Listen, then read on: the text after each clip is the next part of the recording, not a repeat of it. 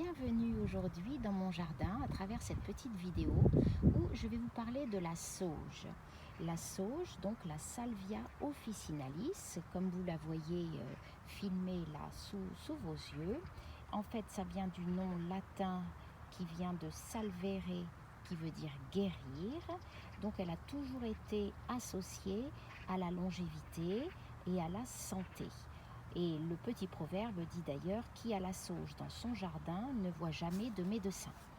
Alors, comment est-ce que vous pouvez l'utiliser, Je vous fais un peu un gros plan sur ces très jolies feuilles.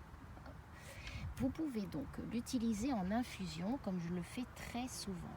Alors, qu'est-ce qui va se passer? Vous prenez les feuilles fraîches, et à ce moment-là, vous faites une décoction, vous infusez avec de l'eau bien chaude, et vous aurez des propriétés qui vont être antiseptiques, antibactériennes, et elles pourront être utilisées en gargarisme, dans des bains de bouche, des maux de gorge, pour aussi les infections des voies respiratoires. Elle est quand même très très intéressante. Donc elle soulage aussi les troubles de la ménopause. Donc là aussi on a quand même une jolie plante qui intervient dans pas mal de choses. En compresse également, elle accélère la cicatrisation des blessures.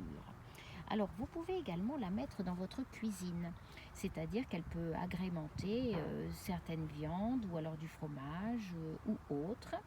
Et les feuilles également peuvent aromatiser certaines boissons.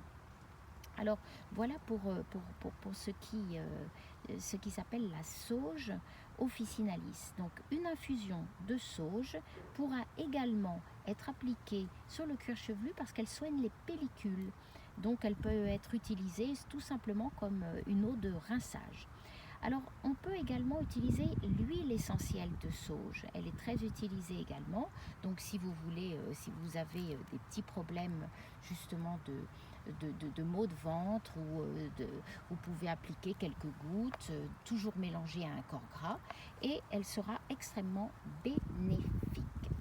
Donc voilà, et écoutez, j'étais ravie de vous parler de cette sauge et j'espère que vous en avez dans vos jardins ou que peut-être l'année prochaine vous en planterez.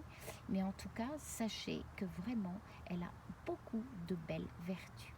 À très bientôt pour une prochaine vidéo.